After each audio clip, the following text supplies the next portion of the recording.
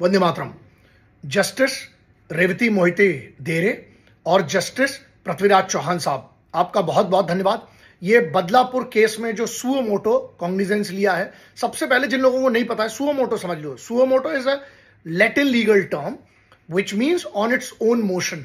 अगर आप इसका मतलब समझें कि एक लैटिन जहां से भाषा से लीगल टर्म से ये आता है, सुओ मोटो, कोई भी कोर्ट के पास, जैसे सुप्रीम कोर्ट के पास अधिकार है, हाई कोर्ट के पास अधिकार है, ऐसे ही बॉम्बे हाई कोर्ट ने एक अपने अधिकार का उपयोग करते हुए कोई भी ऐसा मुद्दा जो पब्लिक से संबंधित होता है, अप्रोच से संबंधित होता है, राष्ट्रीय सुरक्षा से संबंधित होता है, या जो जिसमें एक बहुत बड़ा आंदोलन जैसी कोई बात होती है, तो कोर्ट के पास एक अधिकार होता है कि बगैर किसी कंप्लेन के, बगैर किसी भी प्रकार की कोई एप्लीकेशन के या किसी भी प्रकार की पिटीशन के, वो किसी भी मुद्दे में किसी को भी तलब कर सकता है। जैसे इसमें हुआ बदलापुर वाले इंसिडेंट में बहुत सारे लोग लिख रहे थे कि मैंने, भाई आप लोग ना कृपया करके, मैं इकलौता हूं सोशल मीडिया पे जो इस स्टेटस पे ना, इस लेवल पे मैं हर बात की पूरी जानकारी के बाद तुरंत अपनी बात रखता हूं। अगर आप लोग को कभी भी कोई डाउट होता है ना, कमेंट के पहले आप चेक कर लिया करो कि grand master Cheepu ji on Badlapur और एनी इंसिडेंट, मैं रिएक्ट हर चीज पर करता हूं जब भी मेरे पास सही जानकारी। जैसे आज कोर्ट की जब दो जस्टिस ने जब ये बात कही, तो मैं कोर्ट के निर्णय का हमेशा इंतजार करता हूं और उसके बाद उस पर रिएक्ट करता हूं। बिगिनिंग में मैं सिर्फ इंसिडेंट के बारे में बात करता हूं, नहीं भी करूंगा तो देखिए, मेरे कोई ना आप मुझे पैसा दे रहे हो, ना मैं किसी के बाप का नौकर हूं, लेकिन ये मेरी जिम्मेदारी है, सामाजिक जिम्मेदारी है भारत के नागरिक होने के नाते, आर्टिकल 51 अल्फा में। अब यहां पर ये पूरा इंसिडेंट, पूरा एक्सीडेंट आपको समझना पड़ेगा। जब ये 2 दिन पहले मैंने वीडियो किया था, जब ये पूरा का पूरा, मतलब 20-21 तारीख की बात है, उस दिन 20 तारीख को जब ये पूरा का पूरा मैटर आया, सबसे सिंपल आप ये समझिए कि 2 बच्चियां 4 साल की, जिसके खिलाफ ये साफ सफाई कर्मचारी ने, जो कि पूरा आरोप है, दुराचार किया। यहां 2 एंगल है। एक तो राजनीति शुरू हो चुकी है, आपको बगैर राजनीति के अपने इधर क्या होता है, मतलब कोई भी व्यक्ति, बहुत सिंपल समझना, राजनीति भारत की क्या है। जब कोई व्यक्ति पक्ष में होगा तो वह बिल्कुल दूध का धुला है, और जब वो विपक्ष में होगा तो उसको हर चीज गलत दिखने लगती है। वो बिल्कुल, समझ में आ रहा है आपको बात? जैसे मान लीजिए कांग्रेस पावर में है तो भाजपा के हिसाब से पूरी कांग्रेस की बातें गलत होंगी, जब बीजेपी पावर में है तो कांग्रेस के हिसाब से भाजपा की। सिंपल से चलता रहता है, यही पुरानी है। लेकिन अब मैं क्या बोल रहा हूं, मैं कोर्ट के हिसाब से बात करता हूं। आरोप प्रत्यारोप यह लगा कि स्कूल में एक व्यक्ति वो भी इन्वॉल्व है जो भाजपा से है, फिर उसके बाद उन्होंने कहा कि नहीं, प्रेशर तो एनसीपी का हुआ, फिर इनका हुआ, ये सब पूरा का पूरा एक है। वो आप देखिएगा, आपकी समझ पे मैं छोड़ देता हूं। चुनाव में आपको चुनना है, वो मैं अपने वोट का अधिकार अपने हिसाब से करता हूं, आप अपने हिसाब से करिएगा। यहां पर ये होता है कि 2 बच्चियां, इनमें कोर्ट ने एक बहुत बड़ी बात की है कि 161 में और 164 जो सीआरपीसी का है, क्या उसमें दोनों के स्टेटमेंट हो चुके हैं।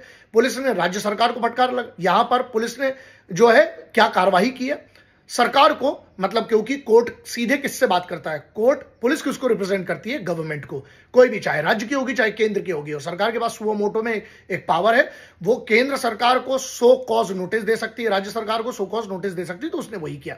यहां पर जब रिप्रेजेंटेशन की बात आई तो 3 बड़े बड़े मैटर ये थे कि क्यों नहीं इन बच्चियों के स्टेटमेंट हो, क्योंकि बहुत बड़ा जो उनके पेरेंट्स ने ये कहा है, जो मीडिया में स्टेटमेंट दिया है, पर्सनल स्टेटमेंट दिया है, वो ये है कि वहां पर एक गर्भवती महिला, जिसकी ये 4 साल की बच्ची थी, उसके साथ जब ये इंसिडेंट हुआ, जब वो वहां पर जाती है तो उनका ट्रीटमेंट अच्छा नहीं था।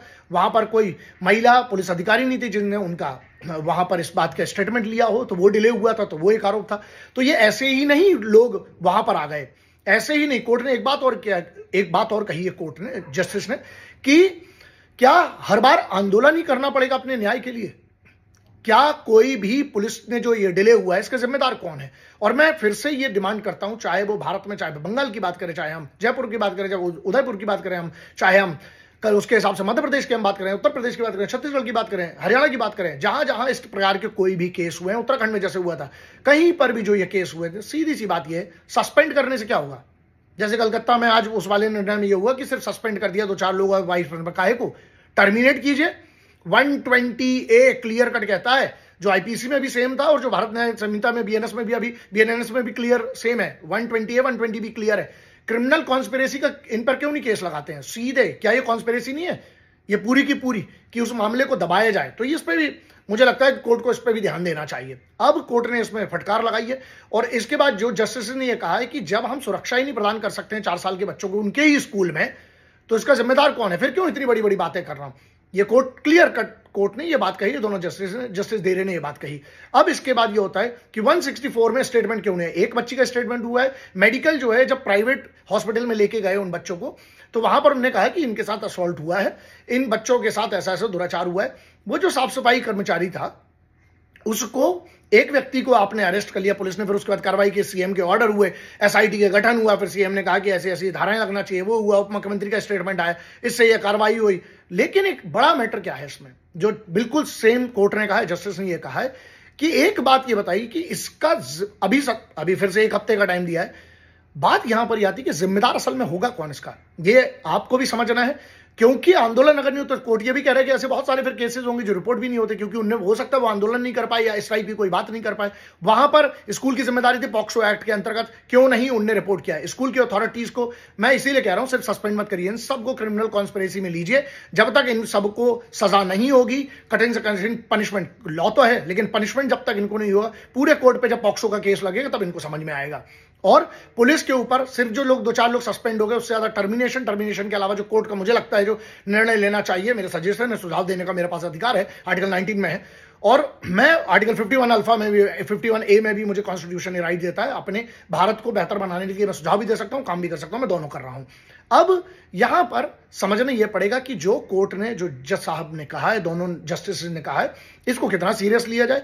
यहां से सरकार की तरफ से जो तुरंत कार्रवाई होना चाहिए थी वो उन्होंने दिखाई, विपक्ष अपनी तुरंत कार्रवाई कर ही रहा है, विपक्ष आरोप लगा रहा है, सरकार उस पर रिएक्ट करे, तो ये सब चल रहा है। लेकिन इसमें सबसे बड़ा कंसर्न ये है कि जो दूसरी बच्ची का अभी तक स्टेटमेंट नहीं हुआ है, कोर्ट ने यह कहा वो स्टेटमेंट कब होगा और क्यों नहीं हुआ। 164 सीआरपीसी में उसका स्टेटमेंट होना था, वो नहीं हुआ, मजिस्ट्रेट के सामने होना था, वो भी अभी तक नहीं हुआ। तो एक तो ये मैटर है जो कंसर्न है। उसके बाद यहां पर एक और चीज जो मुझे समझ में आ रही है कि हम जो पेरेंट्स के तौर पर ये बात देखिए कि उन बच्चों ने बताया और वो पेरेंट्स वहां पर उन बच्चों को लेकर गए प्राइवेट हॉस्पिटल में, फिर उसके बाद वो गवर्नमेंट हॉस्पिटल में वो चीज हुई, वहां पर उनको बिठाल के लाए गए। एक सेल ऐसी तैयार करना चाहिए जहां पर, क्यों नहीं, एक बात बताइए, किस किस चीज के लिए, डिलीवरी के लिए यार व्हाट्सएप पे नंबर दिए गए हैं, जस्टिस के लिए जिस दिन व्हाट्सएप पे नंबर होगा ना, मैं मानूंगा उस दिन भारत हम ग्रो कर चुके हैं, एक अलग स्तर पर हम टेक्नोलॉजी का उपयोग कर रहे हैं, वरना हर प्रकार की सिर्फ ये गप्पे और बातें रह जाएंगी। व्हाट्सएप पर अगर वो पेरेंट्स एक छोटा सा स्टेटमेंट, कोई ऐसी अथॉरिटी जहां पर इंक्रिप्शन इस लेवल का हो कि व्हाट्सएप नंबर पर, सिंपल सॉल्यूशन बता रहा हूं मैं, ईमेल की भी छोड़ दीजिए, व्हाट्सएप का तो सब उपयोग करते हैं ना, सिंपल सा एक व्हाट्सएप पे वीडियो बन जाए और सिंपल सा वहां पर कि ऐसा ऐसा इंसिडेंट हुआ है, और उस बच्चे का भले ही फेस ना दिखाएं, उसका स्टेटमेंट लेकर एक वॉइस नोट हो या कुछ हो ऐसा वहां पर जाए, और वहां पर पुलिस की महिला अधिकारियों को जाना चाहिए, महिलाओं से संबंधित अगर कोई चीज है, माइनर से संबंधित कोई चीज है, बच्चों से संबंधित कोई चीज है, तो वहां पर जाकर उसका स्टेटमेंट, पुलिस को घर जाकर स्टेटमेंट रजिस्टर करना चाहिए। जिस दिन ये होगा ना, उस दिन हम समझेंगे कि और बेहतर हो रहा है। मैं सिर्फ महाराष्ट्र के एक केस की या फिर मैं कलकत्ता के एक केस की बात नहीं कर, पूरे राष्ट्र की बात कर रहा। आप सोचिए अगर ऐसा होता तो वो जो कलकत्ता में जो बच्ची के साथ हुआ है, ये जो बदलापुर में यहां पर हुआ है, जो या फिर वो जोधपुर में जो हुआ है, या फिर जो इंसिडेंट इसके साथ साथ बिहार में जो हुआ है, इन सब स्टेटमेंट्स में एक व्हाट्सएप नंबर क्यों नहीं, राष्ट्र में क्यों नहीं एक फोन लाइन ऐसी कर दी जाती है जहां पर आइडेंटिटी को बिल्कुल सिक्योर रखा जाए और सिर्फ महिलाएं उससे डील करें, और एक व्हाट्सएप मैसेज या एक वॉइस ओवर मैसेज और एक अपना आईडी भेजकर वो बता सकते हैं, और वहां पर इस प्रोसीजर को क्यों नहीं इन्वेस्टिगेशन शुरू हो सकती है। ये मेरा निदान है, सिंपल सा निदान है। बाकी इसमें बहुत माननीय जो न्यायाधीश हैं, न्यायालय है, वो इस पर निर्णय लेंगे। लेकिन जो भी लोग ये लिखते हैं कि अगर मैं किसी बात पर रिएक्ट नहीं कर रहा हूं, दो बात हमेशा ध्यान रखिएगा, मैंने किसको छोड़ा है आज तक, राष्ट्र से बड़ा मेरे लिए कोई नहीं है, कोई सरकार, कोई पार्टी नहीं आती है। 1 लाख बार अगर आप अभी भी नहीं समझे तो अब मैं समझाना भी नहीं चाहता हूं, वो आपकी बुद्धि है और आप उतना ही समझ पाएंगे जितनी आपकी बुद्धि है, जो आपकी परवरिश है। मैं सबको करेक्ट नहीं करना चाहता हूं, मैं अपनी जिम्मेदारियों का वहन कर रहा हूं जो मेरे भारत के संविधान ने आर्टिकल 51A में मुझे दी है। कभी पढ़ लीजिएगा, क्या क्या पढ़ते रहते हैं आप, लेकिन आर्टिकल 51 कंपलसरी होना चाहिए भारत में, सबको उसका प्रैक्टिस करना चाहिए। हमारी फंडामेंटल ड्यूटी, हमारी ड्यूटीज क्या है, जिस दिन वो फंडामेंटल बन जाएंगे ना, पूरा राष्ट्र वैसे ही बेहतर होने लगेगा। आप अपना ध्यान रखिए, कभी भी कुछ लिखने के पहले यह सोचा कीजिए, अगर मैंने किसी बात पर रिएक्ट नहीं किया, इसका मतलब यह कि मेरे पास उसकी पूरी जानकारी नहीं है। सिर्फ मीडिया रिपोर्ट्स के हिसाब से थोड़ी बता सकते हैं। मीडिया तो क्या कहेगा, बाद में जाके सॉरी बोल लेगा कोर्ट में, मानहानि का लोग कर देते हैं कुछ भी, फिर जाके कोर्ट में हाथ जोड़ के फटी में जो है वो निवेदन करके उससे बच जाते हैं। यहां मैटर वो नहीं है, मैटर कुछ और है।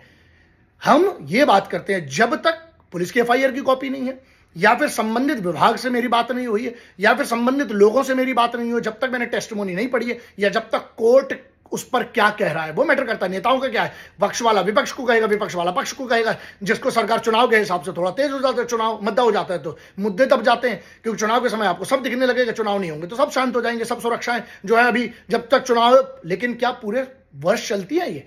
लोगों को क्यों कानून हाथ में लेना पड़ रहा है? यह बड़ा सवाल है हर सरकार के लिए, चाहे वो केंद्र सरकार हो, राज्य सरकार हो, बीजेपी हो, कांग्रेस हो, आम आदमी हो, समाजवादी हो, टीएमसी हो। अगर लोगों को कानून, मतलब अगर वो रोड पर उतर आए हैं, बहुत कठिन काम है साहब एक मध्यम वर्गीय व्यक्ति को अपना काम छोड़कर, जो नॉन पॉलिटिकल व्यक्ति है, जिसको पॉलिटिक्स से डायरेक्ट कोई नहीं लेना, ना वो तुम्हारी विधायकी की टिकट मांग रहा है, ना वो मेंबर ऑफ पार्लियामेंट का चुनाव लड़ना है, ना उसको दारू का ठेका चाहिए, ना वो कोई ऐसा काम कर रहा है जहां पर उसको तुम्हारी मदद लगे तो उसको, या फिर किसी भी प्रकार से उसको पॉलिटिक्स में आना है। लेकिन अगर एक आम भारत का मध्यम वर्गीय व्यक्ति अगर सब कुछ छोड़कर अपना घर बार, बीवी बच्चों की जिम्मेदारी है, या बेटियां रोड पर आ जाती हैं, महिलाएं रोड पर आ जाती हैं, रोज दिन को काम करके उनकी रोजी रोटी कमाना है, महाराष्ट्र मुंबई जैसी जगह में उनको 50-50 किलोमीटर ट्रैवल करना पड़ता है, 2 से लेकर 5 घंटे तक उनको ट्रैवल करना पड़ता है ट्रेन से। उसके बाद उनको कम से कम 3 घंटे जाने में, 3 घंटे आने में लगते हैं। आप सोचिए अगर वो महिलाएं, औरतें, अगर वो महिलाएं, मेरी बहनें रोड पर उतर रही हैं, चाहे वो कलकत्ता हो, चाहे महाराष्ट्र हो, चाहे बिहार हो, चाहे बंगाल हो, कहीं पर भी, तो ये हमें ध्यान देना है। अगर कोई कानून अपने हाथ में लेने के लिए रोड की पटरी पर, वहां पर लेट जा रहा है, अगर ट्रेन की पटरी पर अगर रोड पर आंदोलन खड़ा हो जाता है, तो इसमें फेलियर किसका है? इसीलिए मेरा निवेदन यह है कि हम हर सरकार को यह समझना पड़ेगा कि इसका निदान क्या करें। देखिए प्रॉब्लम पे ना सब बात करते हैं, मुझे नफरत है हर इंसान से जो सिर्फ प्रॉब्लम पे बात करता है। सॉल्यूशन क्या है? मेरे पास जो सॉल्यूशन था, मैं अपनी औकात से जितना कर सकता हूं अपनी गारंटी लेता हूं, मैं करते आया हूं, करूंगा, और लहू की आखिरी बूंद तक और इस शरीर में आखिरी सांस तक वतन के लिए जो कर सकता हूं करूंगा।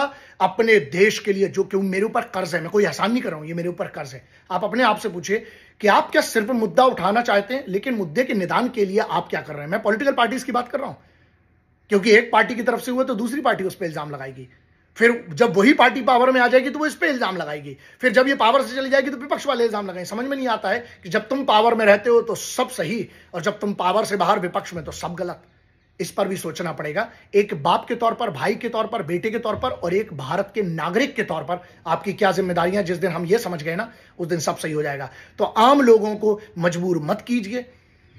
अगर वो रोड पर नहीं आएंगे तो एफआईआर नहीं लिखी जाएगी। ये कैसा समझ में आ रहा है? तो ये आपकी जिम्मेदारी है, हर सरकार की, केंद्र सरकार की, भाजपा की, हर पार्टी की जिम्मेदारी ये है कि लोगों को उनके आम जीवन तो जीने दीजिए ना, जिससे वो अपनी रोजी रोटी, एक जंग लड़ रहा है हर आदमी यहां पर। आपको पता है, हर वो आदमी सिपाही है जो अपने बच्चों को घर में छोड़कर, एक मां बाप अपने बच्चों को स्कूल में, स्कूल वालों के भरोसे छोड़कर काम करने चले जाते हैं। आप सोचते हैं स्कूल कॉलेजेस पे कितना भरोसा होता है माता पिता को, जो अपने रिश्तेदारों के इधर नहीं छोड़ते, वो सोचिए स्कूल कॉलेजेस में अपने बच्चे छोड़ रहे हैं, उनको कितना भरोसा होता है। तो क्या शिक्षा का एक जिम्मेदारी है एजुकेशन की, एजुकेशन विभागों की, डिपार्टमेंट्स की, और इसके लिए जब पैसे सब खाते हैं, जब पैसे सब कमाते हैं, जब नाम सब कमाते हैं। एक बात बताइए, अगर यही 4 साल के 2 बच्चे कुछ जीत कर आते तो पूरे लोग फोटो खिंचवा रहे होते ना।